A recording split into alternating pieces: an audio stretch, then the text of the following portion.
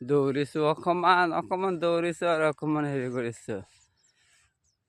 মোদী চাহাব ৰাম ৰাম নমস্কাৰ। কি হ'ল আপোনাৰ আত্মাটো অহা নাই? আত্মা আহিছে, আপুনি যেন ইয়াতে অহা নাই। Tezpur 5 mile. Good morning Modi sir. কি আপোনাৰ আত্মাটোতো মই দেখিছোঁ আহিছে 5 মাইল বাজাৰত, আপুনি নিজে নাহে। 5 মাইল